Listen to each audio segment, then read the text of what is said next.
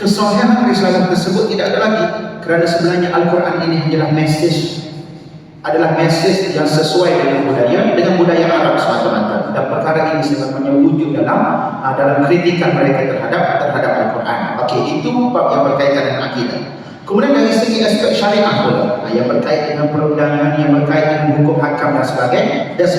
Ada beberapa perkara yang diketengahkan oleh golongan ini, ataupun golongan Islam liberal ini, ataupun golongan liberal ini. Antaranya yang pertama, mereka mempersoalkan metodologi ataupun cara penafsiran Al-Quran dan juga hadis Nabi sallallahu alaihi wasallam.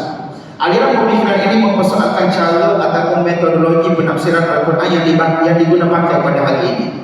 Dengan slogan membuka dan membebaskan tafsiran Al-Quran, aliran pemikiran ini menggunakan pendekatan takwilan sendiri terhadap beberapa ajaran Al-Quran yang jauh berbeza dengan pegangan ahli sunnah wal jamaah. Contohnya, mereka mendakwa syurga dan juga neraka tidak wujud, melainkan kesan psikologi kegembiraan dan juga kesedihan manusia semata-mata. Yang wujud tentang getaran tak getaran, tuan-tuan dan puan-puan yang dirahmati Allah. Hari akhirat ditafsirkan sebagai tidak wujud, melainkan bagi mereka ia yang merupakan satu fasa untuk manusia mencapai satu tingkatan kepada tingkatan yang lebih matang dan juga sempurna. Okey, itu satu. Kemudian yang kedua, mereka menggesa supaya diberikan penafsiran baru terhadap konsep ibadah yang kita laksanakan ini. Aliran pemikiran ini juga berpegang untuk membuka dan membebaskan tafsiran Al-Quran sebagai alasan untuk memajukan umat dan menganjurkan agar teks-teks Al-Quran melalui proses dekonstruksi bagi membolehkan tafsiran-tafsiran baru dibuat. Maknanya dia kalau boleh nak suruh Al-Quran ni kaedah-kaedah lama diruntuhkan kemudian dibina kembali untuk membolehkan tafsiran-tafsiran baru dibuat. Yang ketiga, mempertikaikan kriteria dan juga akhlak kenabian. Aliran pemikiran ini secara serius mengkritik sifat nubuwah yang dimiliki oleh Rasulullah SAW dengan mengatakan ia tidak lain hanyalah sebagai kemampuan kepimpinan seorang manusia ke atas manusia yang lain, ataupun disebut sebagai leadership value. Mereka anggap Nabi itu hanya pemimpin yang berjaya mempengaruhi orang sahaja. Justru sesiapa pun boleh mempunyai sifat nubuwah tersebut untuk memimpin manusia ke arah ciri-ciri yang baru. Malah mukjizat seperti peristiwa Isra dan juga Mi'raj dianggap sebagai bahan cerita yang sengaja diperbesarkan, exaggeration. Bermakna di sana ada exaggeration, ada satu usaha untuk membesar-besarkan cerita yang sebenarnya tidak wujud oleh pengikut baginda yang taksub, sedangkan ia hanyalah sekadar mimpi yang tidak terjadi di alam realiti. Adapun bagi kita ahli sunnah wal jamaah, kita percaya perjalanan Isra dan juga Mi'raj itu berlaku dengan roh dan juga jasad Nabi sallallahu alaihi wasallam. Dengan roh dan juga jasad Nabi, dan Nabi sallallahu alaihi wasallam melalui peristiwa tersebut pada satu malam dibawa oleh malaikat Jibril bertemu untuk menerima perintah solat daripada Allah Subhanahu wa taala di Sidratul Muntaha. Cuma cerita-cerita dalam tu nanti dia adalah perbahasan dia. Adakah Nabi lihat Allah ataupun tidak dan sebagainya, itu perbahasan dia lah, tuan-tuan. Tapi cerita Isra Mi'raj itu bukan hanya berlaku melalui mimpi, tetapi dia berlaku dalam perjalanan roh dan juga jasad. Subhanallazi asra bi 'abdihi lailan minal masjidil haram ila masjidil aqsa barakna haulahu linuriyahu an ayatina. Ayat Allah Subhanahu wa taala sebut.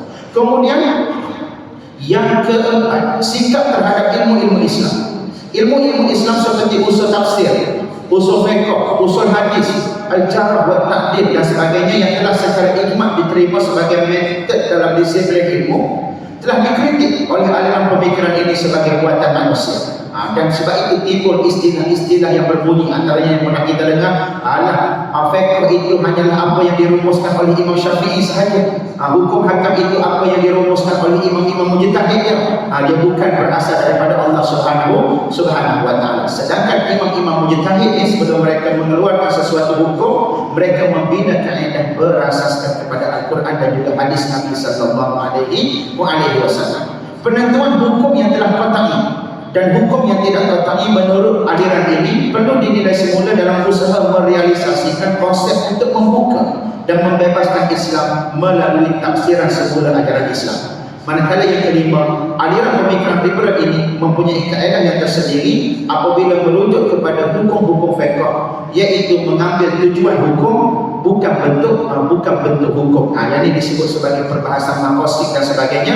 Dia ada makosik yang benar dan dia ada perbahasan makosik yang menyeleweng. Kalau kita belajar kias, dia ada kias kias yang betul dan ada kias yang disebut sebagai kias ma'al farik. Kias masuk balik. Dengan arti kata dia mengkiaskan sesuatu yang bukan dengan perkara yang betul dan juga bukan perkara yang benar. Dia ambil hukum, tapi hukum itu tak dijadikan sebagai praktikal. Sebaliknya hukum itu dijadikan sebagai tujuan semata-mata. Apa tujuan hukum? Makosid hukum dan sebagainya, sehingga akhirnya mereka cuba untuk menidakkan ataupun menafikan beberapa hukum yang telah diputuskan secara qat'i oleh ulama-ulama kita sepanjang masa dan juga sepanjang zaman. Contohnya dalam perkara yang berkait dengan LGBT, dalam perkara yang berkait dengan beberapa perkara yang berkait dengan harta pusaka dan sebagainya, yang berkait dengan faraid, pembahagian antara lelaki dan juga perempuan dan sebagainya, mereka mempertikaikan perkara tersebut. Wallahu taala alam. Imam sudah sampai, kita berhenti di sini, insyaallah kita bertemu lagi. Mudah-mudahan Allah Subhanahu wa taala berkati kita dan Allah Subhanahu wa taala beri kebaikan kepada kita di dunia dan juga di hari akhirat. Jadi mudah-mudahan dengan pendedahan sedikit sebanyak mengenai perkara ini menjadikan kita tahu untuk membezakan di antara apa itu pluralisme, apa itu liberalisme, apa itu sekularisme, dan apa itu kita kata plurality, yakni menerima kepelbagaian yang wujud dalam masyarakat yang ada di negara kita. Wallahu taala alam. Assalamualaikum warahmatullahi taala